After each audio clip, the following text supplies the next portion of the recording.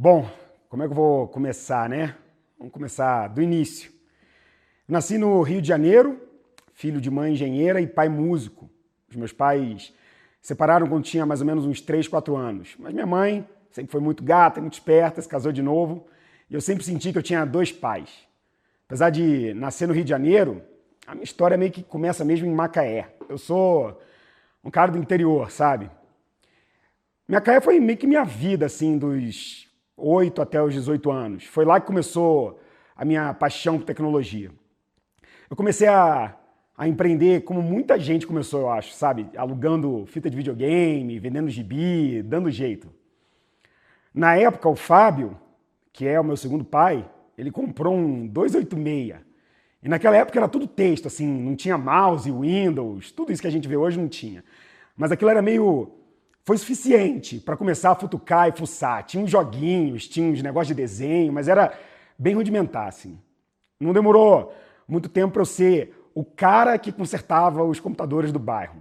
Era uma época que não tinha muita tecnologia, ninguém fazia isso, ninguém tinha muito computador. Mas eu fui o primeiro a fazer. E quando eu tinha uns 16 anos, eu montei minha primeira empresa, AP Informática, de amor e pinho, né? Bem original, bem original. A empresa ela funcionava no meu quarto. Você não tem ideia da quantidade de tralha que eu tinha. Era surreal. Eu lembro da minha mãe me dando esporro da bagunça, porque ela falava, não sei como é que você consegue viver nesse chiqueiro. E depois de muito tempo, ela acabou desistindo. Aquilo ali era o meu laboratório. Eu gostava muito de ficar lá naquele quartinho. As coisas deram muito certo para mim na época. Todos os meus amigos não tinham grana. Que adolescente de 14, 15 anos que tem grana? Eu tinha. Eu tinha a minha scooter vermelha, que eu andava por Macaé. Eu tinha atingido a minha independência financeira na época. Eu comprei até uma linha de telefone. Na época, uma linha de telefone era um negócio caro. E a internet só rolava de escada. Meus pais ficavam putos da linha estar toda hora ocupada. Eles pegavam o telefone e ficavam... Mas é que eu estava conectado ali. E da linha telefônica e dos modems 14400, que era a velocidade da época, eu era o único cara no Mirante da Lagoa, que era o bairro que eu morava, que acessava a internet. Aquilo ali mudou minha vida, cara. Quantas madrugadas, aproveitando o custo de um pulso por ligação, que custava de meia-noite a 6 da manhã. Vocês não eram nem nascidos aqui, mas quem é da minha época entende. E apesar de eu estar tendo sucesso na empresa, minha mãe tinha um medo que eu ficasse limitado ali. E ela acabou botando a faca no pescoço para eu ir para o Rio de Janeiro fazer faculdade. Ela falou, você não pode ficar só aqui em Macaé, você tem que estudar. Eu fui e foi uma das melhores coisas que eu fiz na vida. Porque no Rio de Janeiro a internet era muito melhor. Eu gostei porque eu entrei numa faculdade incrível, que foi a SPM, Escola Superior de Propaganda e Marketing. E depois de alguns estágios ali, eu passei um tempo estagiando, eu vi que aquilo não era para mim. Eu já estava desistindo do sonho de trabalhar numa agência. Não era muito a minha cara. Foi quando eu recebi por e-mail uma vaga para trabalhar numa empresa de tecnologia. A empresa era na rua da minha faculdade, assim. Entrei no site, achei mais ou menos, mas era tecnologia, eu estava querendo experimentar. O nome da empresa era Future Security. E mesmo sem confiar muito, estava meio ressabiado, eu fui porque o dono da empresa era doido, pegou o telefone, me ligou e ficou 45 minutos comigo na ligação me convencendo. Esse doido era o André Diamant. Ele já era doido nessa época, sempre foi. E aí ele fez um pitch por telefone, assim, que ele falou, cara, só vem ver a minha empresa. Eu fui, trabalhei na Future e entrei de cabeça nesse universo da tecnologia. Eu aprendi tanto, tanto.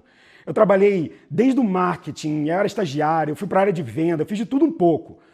E no final da faculdade, eu decidi que era hora de, com todo aquele conhecimento, voltar para Macaé. Formado, eu voltei para aquela cidadezinha ali. Por 2 anos, eu fiz de tudo, você não tem ideia. Restaurante, boate, agência, campanha política. Tomei fumo. Quem me conhece lembra dessa época, cara. Eu tava na merda, sem grana, sem sucesso, achando que tudo que eu tinha aprendido na faculdade não estava me ajudando em nada. Sabe quando você faz uma série de escolhas merdas assim? Foi um erro atrás do outro. Eu cheguei a trabalhar de eletricista para não ter que pedir dinheiro para meus pais. Eu já tinha pedido muito para eles na época. foda, cara. O jeito que as pessoas olham pra você quando você tá trabalhando ali, sabe, como eletricista, como elas enxergam você só como um prestador de serviço, chega a dar um nó na garganta. Mas eu aprendi muito nessa época também. Eu decidi, então, pedir ajuda de novo para meus pais. Resetar tudo e voltar para o Rio de Janeiro. Falei, mãe, eu não aguento mais. Ela falou, vem para cá. Eu fui para o Rio de Janeiro e ela falou, por que você não faz um MBA em gestão de negócio para você se reinserir no mercado aí? Eu comecei MBA, conheci muita gente legal, acabei aceitando uma proposta de emprego de um grupo de investidores que queria criar uma espécie de uma venture builder. E o meu papel, já que eu tinha feito um MBA de gestão de negócio, era decidir em quais desses negócios eu ia ter que investir. Eles iam investir. Eu fazia análise, né? Olhava os números e tal. Eu passei um ano inteiro analisando e dizendo em qual negócio eles tinham que botar dinheiro. E eles não investiram em nada. Até que um dia eu fui para casa e voltei com uma ideia. Cheguei para eles e falei, eu tenho um negócio aqui que eu analisei, que eu acho que vai ser muito bacana assim para vocês. Trabalho com tecnologia, é um novo mercado. Não sei se vocês já ouviram falar aí, mas os smartphones estão chegando. Na época não tinha iPhone não, mas já tinha uns BlackBerry, já tinha um Nokia Engage, uns celulares que tinham uma plataforma Symbian, coisa da época. Apresentei para eles, eles falaram, legal, quem é o empreendedor desse negócio? Falei, eu. Essa é a empresa que eu estou criando. E se vocês não investiram em nada até agora, chegou a hora de vocês apostarem em alguma coisa. Eu sei que isso aqui vai dar certo. Eu acho que esse foi o começo da minha história com as startups e foi um começo tenebroso. Eu captei 120 mil reais com eles e eu cedi 55% da minha empresa. Eu acho que eu falo tanto isso para os empreendedores.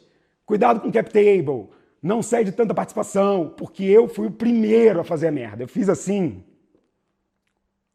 exatamente o que você não precisa fazer, na verdade o que você não deve fazer. E eu fiquei rodando a empresa, tentando fazer aquele negócio funcionar. Na época, a gente tentou desenvolver alguns aplicativos, mas os celulares eram tão pré-históricos, sabe? Assim, as empresas elas sequer viam a possibilidade daquilo ali se tornar uma ferramenta de negócio. E aí, um cara me sobe no palco e ele apresenta o iPhone. Jobs. Aquilo ali mudou tudo, cara. Eu estava com uma empresa há 6 meses aberta, com 2 desenvolvedores, estagiários, eu fazia o design, tinha também o Dudu, o Renan estava comigo. E o Jobs sobe no palco e mostra um negócio que ia mudar absolutamente tudo. Para quem já estava com uma empresa que queria desenvolver aplicativo, aquilo ali era o salto, né? Agora chegou a hora. Se esse iPhone virar, eu vou ser o primeiro a estar posicionado nisso.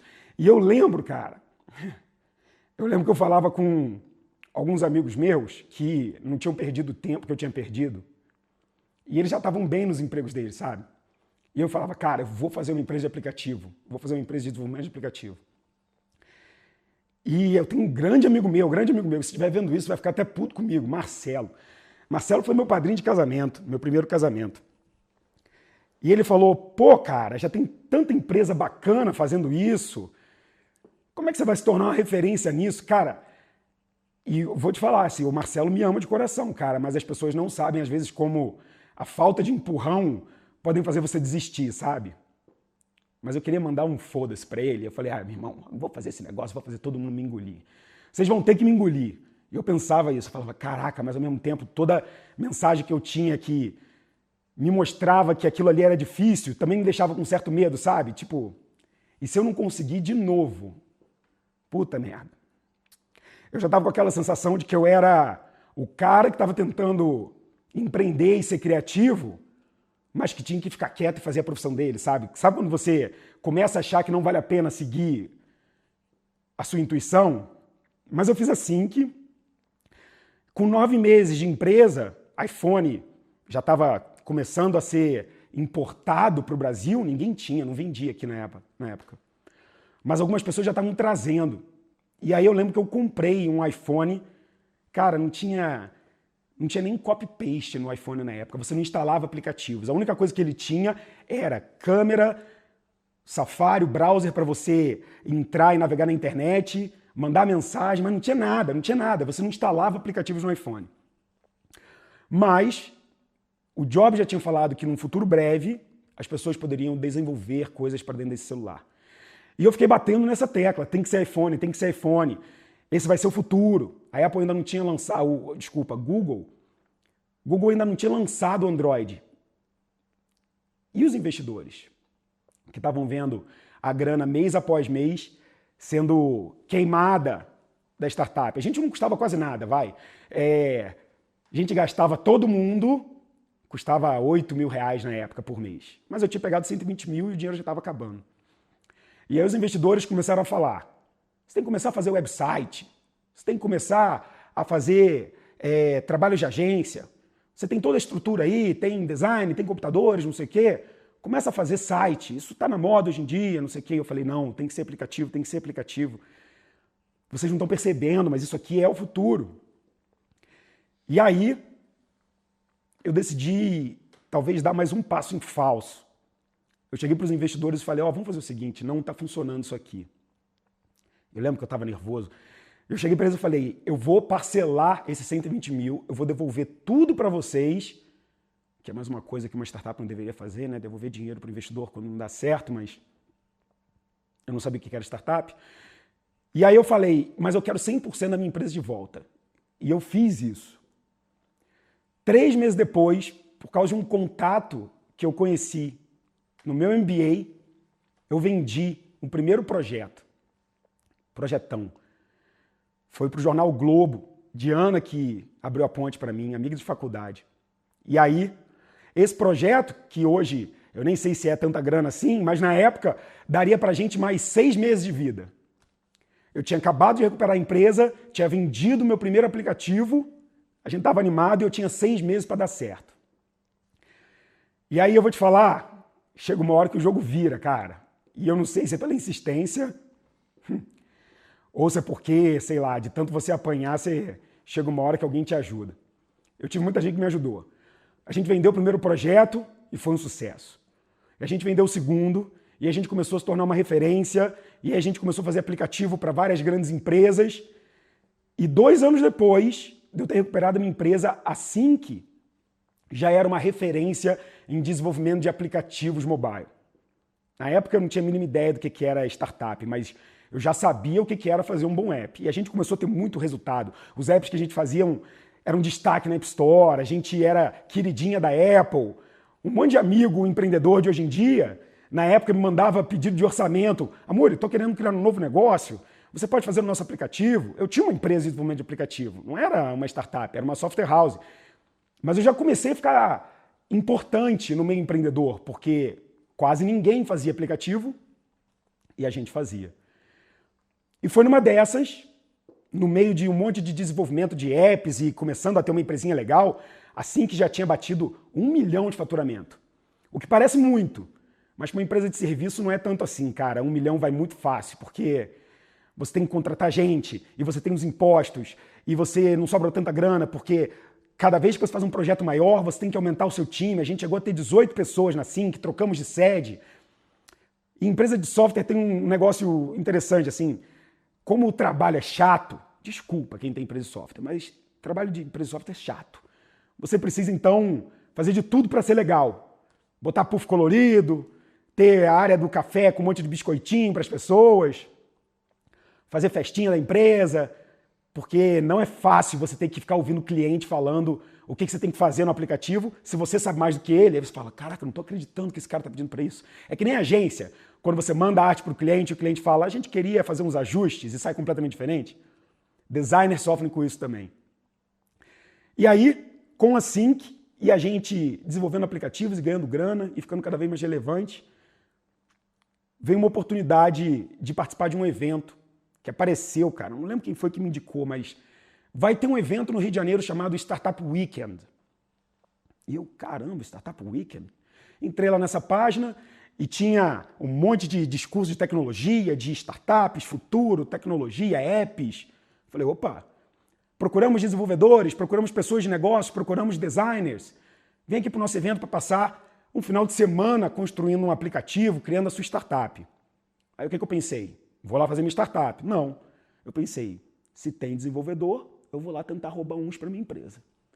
E aí eu mandei lá, fui fazer minha inscrição. E na época, quem era responsável pelo Startup Weekend no Rio de Janeiro era a Bad Young, da 500 Startups, grande investidora, Vale do Silício. E ela respondeu para mim assim, Amuri, não tem mais ingresso, tá lotado, sold out. Eu falei, caraca, não tô acreditando. Ela falou, mas se você quiser pegar uma cota de patrocínio, eu consigo 5 convites para você. O patrocinador tem direito a patrocínio. E o patrocinador, ele sobe no palco, faz a abertura do evento e participa da banca de jurados. Eu falei, tá bom, quanto que é? Já estava esperando aquele caminhão de dinheiro, né? Não sabia que Startup Weekend era aquela coisa assim, na época era dinheiro para pagar coffee break e passagem dos mentores. Ela falou, é 5 mil reais. Cara, 5 mil reais? Numa empresa de software, você está acostumado a gastar isso com passagem aérea. Então, 5 mil pratas para mim na época era fácil. Eu não tinha tanta grana, eu sempre economizava muito, a empresa tinha grana e eu estava feliz da minha empresa ter grana. Quando você é dono de uma empresa 100% e ela está com dinheiro, é como se aquele dinheiro fosse seu, sabe? Mas 5 mil reais era um dinheiro que eu podia dar. E eu paguei. E ela falou, você pode chamar um convidado também para participar da banca junto com você. Quem que eu chamei? André Diamant. Tinha acabado de vender a Future, tinha acabado de vender a empresa dele. Eu falei, André, ele fala, cara, vai ter um evento chamado Startup Weekend, eu sou patrocinador e eu posso convidar um cara para ser mentor, para participar da banca junto comigo. Vamos? Ele, tá, mas o que é isso aí? Eu falei, vamos. Ele, então vamos. E a gente chegou lá. Cara, esse Startup Weekend marcou uma geração. Por quê? Primeiro, porque ele foi o primeiro Startup Weekend de todos. Segundo, porque naquela banca tinha Yuri Gitaí, Dave McClure, da 500 Startups, Júlio, fundador do Peixe Urbano, Bad Young, eu e André Diamant. Eu estava no meio de nomes absolutamente gigantescos do ecossistema. Eu não tinha a mínima ideia de quem eles eram. E por não saber quem eles eram, eu caguei. Eu estava lá igual a todo mundo. E eu abri o evento. E eu abri o evento falando o seguinte, falei, bom, obrigado pela oportunidade, Bad, eu sou um dos patrocinadores do evento, não sei o quê. Eu não sei muito bem o que é startup, mas eu tenho uma empresa de desenvolvimento de software. E eu sei o que são boas ideias. E se alguma ideia surgir aqui, por que vocês não contam comigo para a gente poder fazer isso virar um aplicativo de verdade? Eu estava meio que virando investidor anjo na época e não sabia. Eu passei aquele final de semana louco dentro daquele evento. Eu era um dos mentores, mas eu não sabia falar nada. Eu sabia falar sobre o aplicativo. E naquele evento, cara, tava o Eduardo da Get Ninjas empreendendo ali. Tava o pessoal da Relabs. E tava um cara que subiu no palco, fez um pitch. E eu falei para ele que o negócio dele não ia dar certo. Thales Gomes estava naquele evento. Ele apresentou a EasyTaxi pela primeira vez. Eu sabia fazer aplicativo. Ele era só um sonhador maluco, com cara de que tinha certeza do que estava fazendo. Aí eu olhei na época aquele garotão lá, meio gordinho, muito mais feioso do que é hoje. Hoje ele é bonitão. E aí eu falei para ele o seguinte, falei, irmão, desiste dessa. Você não sabe a complexidade de fazer um aplicativo, você está querendo colocar um app na mão de taxista. Você não tem gente para fazer, é difícil, eu sei como é que funciona esse negócio. E ele olhou para mim e ele falou, cara, essa é a sua opinião, eu vou tentar até dar certo. Aí eu falei, mais um que vai tentar o negócio até dar certo. Naquele Startup Weekend, o Thales ficou em 4º lugar. E eu investi numa startup. Eu investi na startup que ficou em 3º lugar. Deu certo? Não. Mas eu pude acompanhar o que estava acontecendo com a EasyTaxi, vendo o quanto que ela estava voando. E ali foi aquele primeiro gosto amargo, cara. Gastei uma grana, investi no 3º lugar. Ele tinha ficado em 4º e eu tinha apostado no negócio errado. Por quê? Porque eu não apostei na pessoa. Eu estava apostando no que eu tinha visto ali de ideia. E o pitch dele nem tinha sido tão bom assim. Eu sei que depois daquilo, eu continuei fazendo investimentos, até porque eu me posicionei como anjo no Startup Weekend. Eu era uma referência, tinha uma empresa de software que gerava lucro. E eu investi em várias startups. Nenhuma deu certo. Todas foram cano. Eu estava olhando para o lugar errado. E assim, que apesar de dar dinheiro, eu não capturava essa grana para mim. E eu queimei, sei lá, umas 250, 300 mil. Investi em várias startups na época que não deram certo. Dujur, Viva Cinema, Musix, N startups.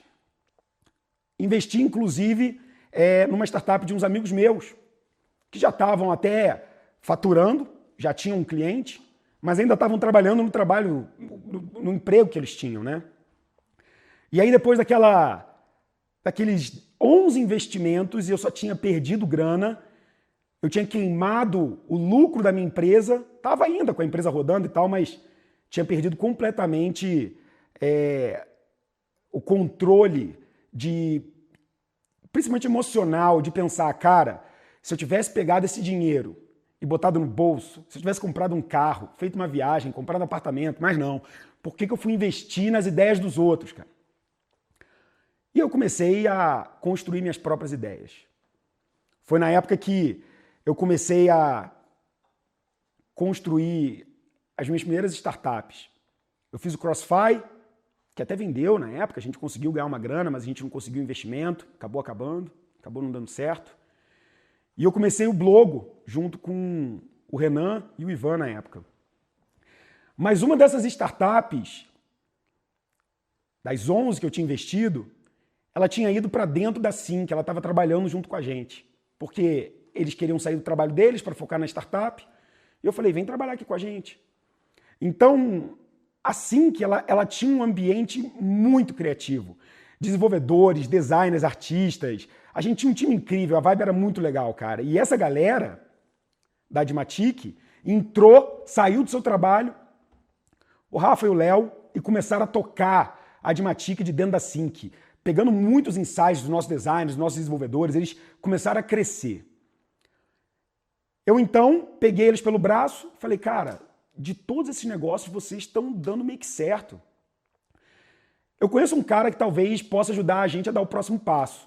E aí eu peguei eles pelo braço, como se eu fosse pai deles mesmo, e eu fui encontrar o André Street, que na época tinha a Braspag, foi fundador da Stone. Na época ele tinha a Arpex Capital. E eu fui lá com os meninos. A gente fez um baita de um pitch. Na época a Admatic estava faturando 20 e poucos mil. E a gente conseguiu um investimento de 400 mil reais para a Admatic. Naquela hora eu vi, opa, das 11 startups que eu investi, a única que eu trouxe para perto, que ficou comigo e que eu entendi, que os founders ficaram full time e que já tinha cliente, acabou de captar um outro investimento. Demorou um tempo ali, mais ou menos 1 ano e meio, entre eu ser empreendedor do Blogo, ir para o Vale do Silício, captar investimento. Eu estava full time como fundador na época. Mas eu tive os meus erros enquanto empreendedor no Blogo também. Algumas coisas não estavam encaixando tão bem.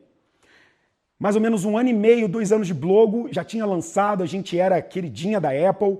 A Apple amava a gente saía na propaganda da Apple na TV, mas a gente não achou um modelo de negócio, a gente errou, a gente demorou para lançar, ficou 1 ano construindo o produto. Tem uma coisa engraçada aqui. O meu primeiro investidor no Blogo foi o André Diamant, que tinha me dado um emprego na Future e que tinha ido comigo no Startup Weekend. Eu convenci ele a ser o meu investidor. E não estava dando muito certo essa parada do Blogo, assim. O time não estava tão entrosado. Eu tive problemas como CEO em não encontrar o jeito certo de enxergar o tamanho de mercado. Eu tinha um aplicativo maravilhoso, uma experiência incrível, os usuários amavam. Mas era uma ferramenta de blogging numa época que o YouTube estava começando a decolar, que os textões no Facebook estavam explodindo, e aí depois veio o Medium, e aí depois veio o WordPress com uma super interface de escrita, e o blog já não era o jeito mais fácil de você escrever e publicar o seu blog. Na real, as pessoas já não estavam querendo ter o seu blog, elas estavam querendo ter outra coisa. A gente perdeu o timing. E eu estava de novo naquela situação. Fiz uma empresa, larguei tudo, investi dinheiro num monte de gente, montei a minha própria, captei dinheiro, fui para o Vale do Silício, lancei um baita de um produto, não está dando certo, peguei dinheiro dos outros e agora eu vou falhar de novo, cara. E aí, cara, quando você pensa que você vai falhar de novo, cara, volta todo aquele medo, sabe? Aquela sensação de que você está vivendo um pesadelo por mais uma vez? Você podia ter feito outras escolhas, mas você decidiu seguir sua intuição e olha ela aí agora te ferrando de novo. Eu estava de novo sem grana, eu estava sem a minha empresa, porque eu tinha decidido fechar tudo, vender tudo, pegar essa grana e injetar no Blogo. Eu tinha colocado dinheiro pessoal no Blogo. Já não conseguia nem olhar para os investidores, porque já queria desistir. A mochila, cara, estava pesada. Até que eu decidi largar o Blogo. E acho que foi coisa de 2 ou 3 semanas, eu recebi uma ligação do Thiago Piau, que hoje em dia é CEO da Stone, que na época ele trabalhava na Arpex, junto com o André Street, e ele me falando, Amori, você pode falar? Eu falei, posso. Ele, cara, você trouxe a Admatic para cá, você foi um dos investidores dela. Aí eu pensei, puta merda, mais uma notícia ruim, não? Vai quebrar, fechou, não sei o que. Ele, nós temos uma oportunidade de venda da Admatic. Cara, eu não vou esquecer disso. Eu estava nos Estados Unidos para fechar as contas do Blogo, para fechar a conta bancária, que a gente tinha aberto Silicon Valley Bank, fechar tudo, não sei o quê. E aí, na hora, eu já fiz aquela voz de executivo. Ah, é? Fala para mim como é que vai ser essa oportunidade. Eu quero analisar se eu topo ela ou não. Não sabia nada como ser anjo. E aí ele chegou para mim e falou, mas não tem muito o que topar não, cara. Assim, a gente vai fazer com ou sem você. Mas se você quiser fazer junto, acho que você vai se dar muito bem. Aí eu falei, o negócio vai ser bom? Eu tinha 10% da empresa. Ele falou, cara, provavelmente a gente vai conseguir vender ela por uns 10 milhões. Amor, e você ainda tá na ligação? Aí eu preciso pensar se é uma boa oportunidade. E por dentro eu tava assim, caralho, vai salvar, meu Deus, caramba, preciso dessa grana. E aí eu falei, tá bom, o que eu preciso fazer? Ele, bom, a gente tá mandando um contrato para você, a gente precisa que você imprima agora e mande no correio urgente. Você tá nos Estados Unidos, né? Eu falei, tô. Cara, eu lembro que eu saí 2 da manhã, e Estados Unidos é aquele lugar em que você consegue fazer tudo às 2 da manhã. Consegui imprimir num lugar que tinha uma impressão remota, mandei o contrato, peguei um avião, 10 dias depois, eu estava de favor no apartamento do Elton.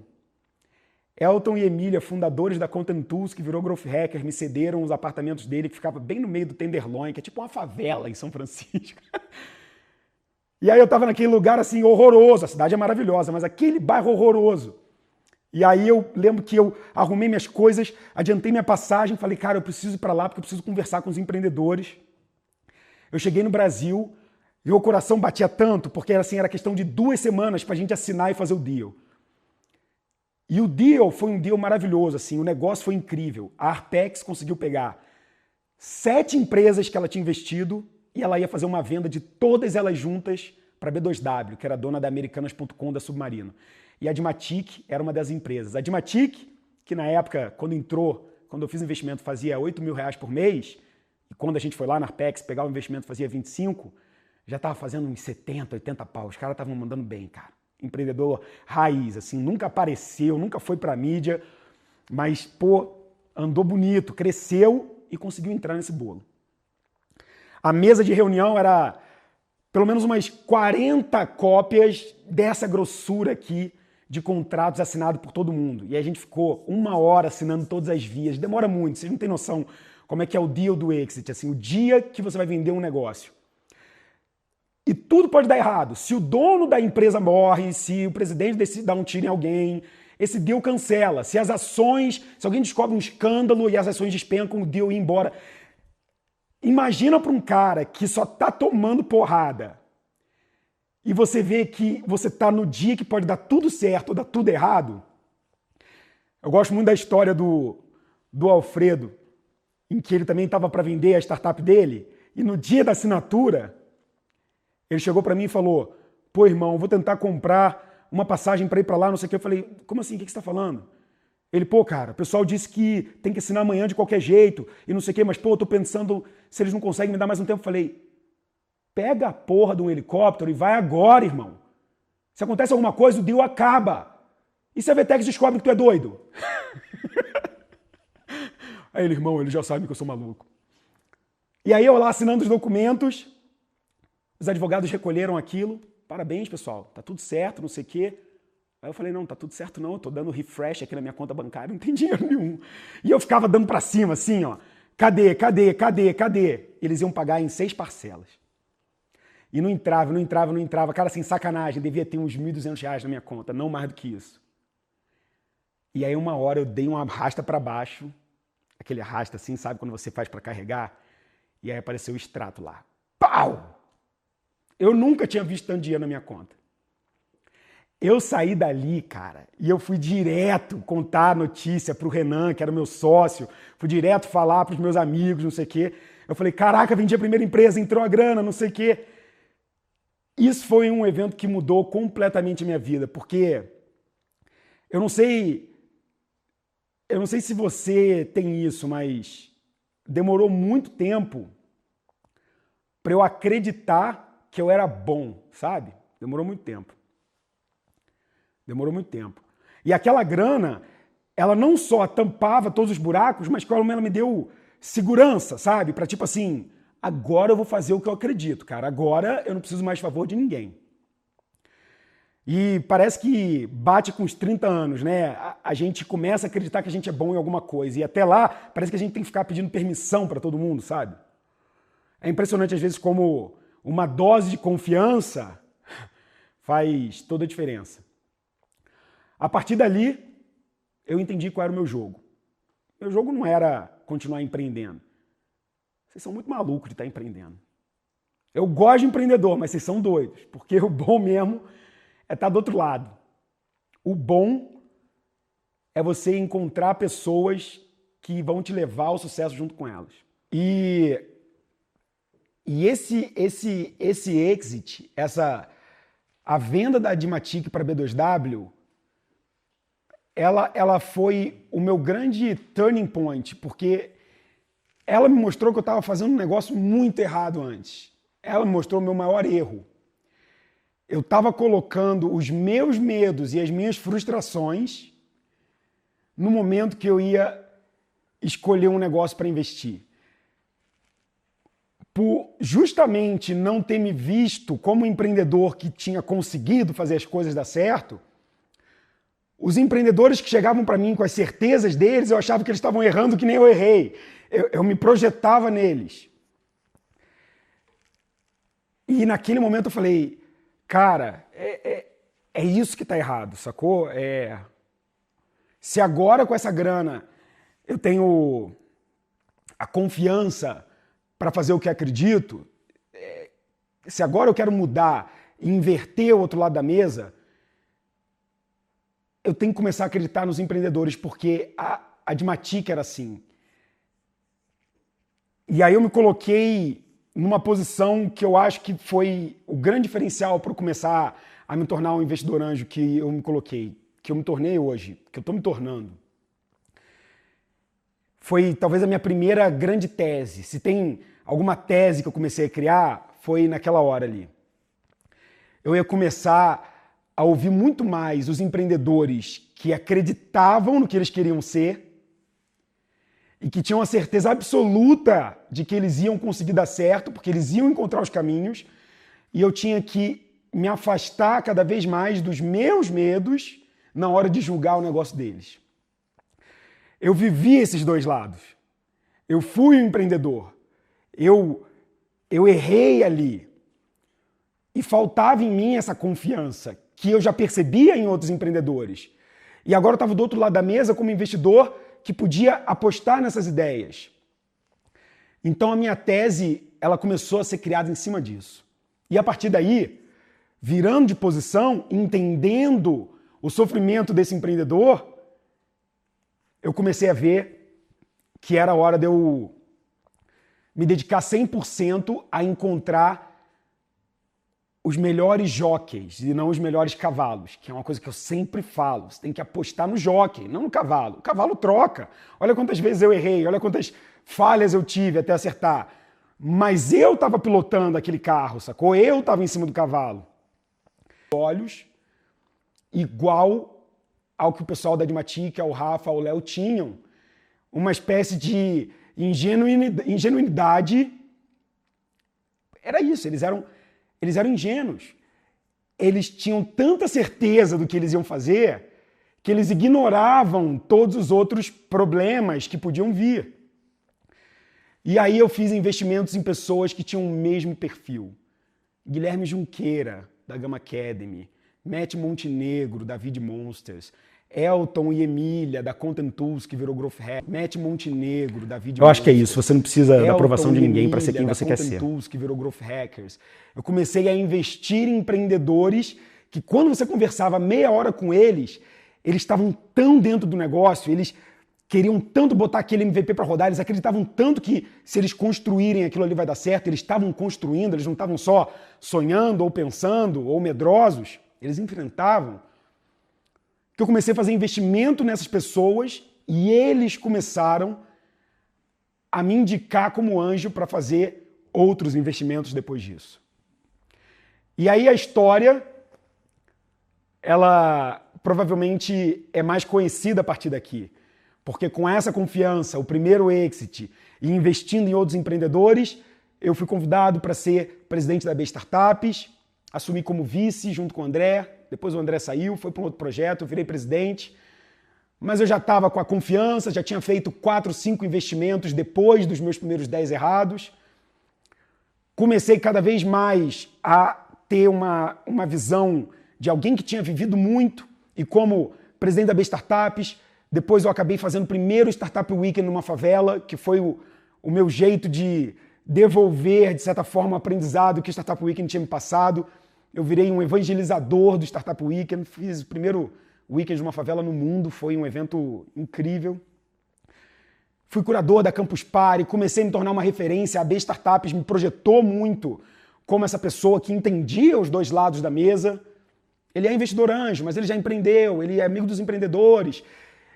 E aos poucos esse ecossistema começou a ter um carinho para mim. A B Startups começou a dar muito certo, porque as pessoas estavam lá dentro com a minha liderança, com a execução delas e com cabeças muito criativas. A gente tinha o que a gente precisava para fazer a associação dar certo. E as coisas começam a dar certo quando você começa a acreditar que você tem tudo que precisa para fazer dar certo. Eu me tornei o presida, compartilhei muito conhecimento, comecei a entender que tem poucos empreendedores iguais a esses, ou eu que não estou conseguindo enxergar eles. E eu comecei a provocar e a cada vez mais falar sobre investimento anjo, cada vez mais fazer mais investimentos. Do 11º que deu certo, eu investi em mais 18. E por ter escolhido e ter aprendido o que eu tinha que procurar no empreendedor, mais vitórias vieram. Aí veio o segundo exit, quando eu vendi a Vid Monster para a Hotmart, com o Matt Montenegro. Depois veio o terceiro, com a Social Rocket, junto com o Alfredo. E agora veio o quarto exit, com a venda da Singu para a Natura. O resto é história. Eu já devo ter contado algumas vezes, mas é importante a gente sempre se lembrar delas, né? Porque o que a gente é hoje é o que a gente passou até o momento. Então, eu sou muito grato por ter vivido essas experiências, por todo mundo que fez parte dessa minha jornada. Eu acho que eu sou grato de ter gravado isso aqui também. Foi bom ter colocado para fora. Se você tivesse uma frase para falar para essa pessoa que está assistindo, o que você falaria?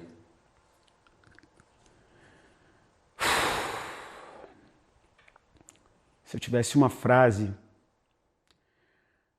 Cara, você não precisa da aprovação de ninguém para se sentir foda.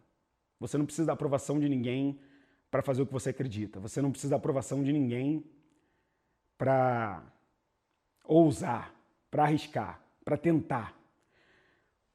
E parece que a gente fica toda hora querendo essa aprovação, né? Medo de falhar, medo de errar, medo de ser o que está menos ganhando dos amigos, medo de ser o que está mais para trás de todo mundo. Eu acho que é isso. Você não precisa da aprovação de ninguém para ser quem você quer ser.